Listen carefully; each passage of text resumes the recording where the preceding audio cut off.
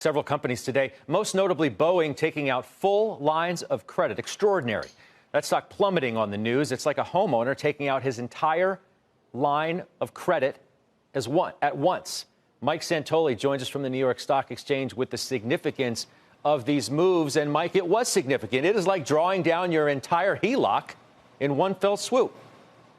It is in a sense, Scott. And, of course, a HELOC, like some of these sort of backstop bank lines that big companies have, are there in case they're needed for short-term cash needs or for unforeseen, business hiccups. So I do think that on one hand, it's sort of prudent corporate finance on the part of the borrower.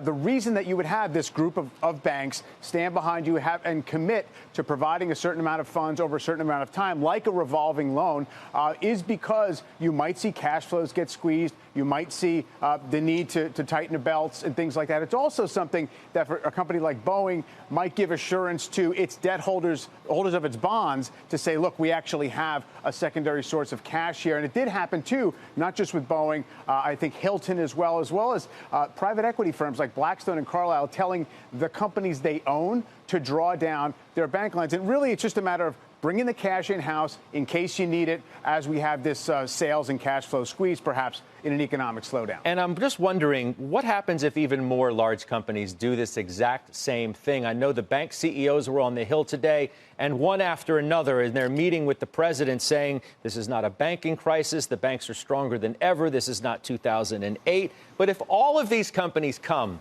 at the very same time and say we want to draw down the credit line in its entirety right now in unison, is there an issue? I would say there's not an issue in the sense that the banks collectively could not handle it. I mean, the banks couldn't overcommit to providing this credit unless they could actually obviously do so with their current capital levels and things like that. Also, they do get paid a little more on a drawn credit line than they do on an undrawn one. So on that level, it's OK. But I do think what it does say is something about where we are in the credit cycle. Obviously, the borrowers simply want their cash. The banks are going to have to be committed to it. And I do think 3 or 4 years ago, when oil crashed, there was some concern that a lot of energy companies all at once did draw down their credit lines. And there was a worry there about the concentration of credit risk by the banking system in that one sector. So this wouldn't necessarily be about one sector. It's more about just big companies in general needing to paper over this period. Nothing else, a measure of the uncertain times that we're in, to the degree in which we need to be concerned about it. Stick around, Mike. Want to bring in a guest as well. Rob Croce is the senior portfolio manager of risk parity at BNY Mellon. He joins us now. You've listened to the conversation.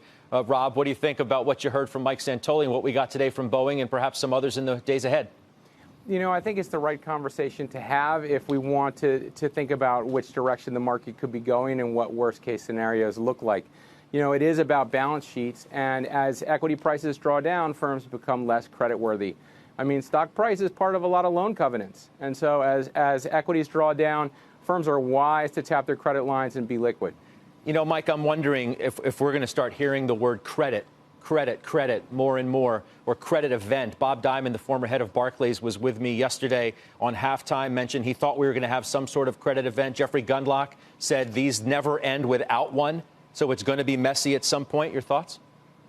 Yeah, it's certainly something we're going to be talking more about and being on the lookout for. I think the question is it just going to be a cyclical erosion of corporate creditworthiness? It just happens because the economy weakens and we find some companies have been over-leveraged and over-committed in this area? Or is it going to be more like, as you're saying, an event, a financial accident out there where either one or many companies get caught, have to, essentially default, and then that creates a chain reaction? I don't think what we're looking at, and who could really know this in advance necessarily, is the banking system itself being a node of that risk at this point. And that's the one thing I believe we are buffered against if we're comparing it to 2008. Credit event coming, Rob, or no?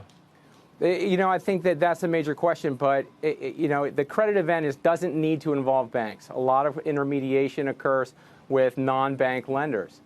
So I think we have to look at whether firms are able to continue to roll their commercial paper. It's going to be an event if a firm that relies on short-term borrowing in order to meet their short-term cash needs, of which there are many, can't roll commercial paper. And why would that happen? Well, maybe their suppliers aren't able to deliver goods that they need in order to produce their final goods. And uncertainty, it's all about the uncertainty around whether a firm is going to be able to pay its short-term debts. Mike, lastly, I mean, average investors are going to start hearing high yield and investment grade and terms they haven't thought about a lot in at least a decade. Yeah, this is certainly a secondary effect of what we're seeing in the stock market and the economy. Again, I don't think it has to go back to what we saw in 2008, but cyclically speaking, we did get pretty far in this credit cycle. There is a lot of debt in the system, so it's going to be one of the battlefronts of this market. Nothing else. The parlance is going to sound familiar to a lot of people, even if the event itself may not match up to it.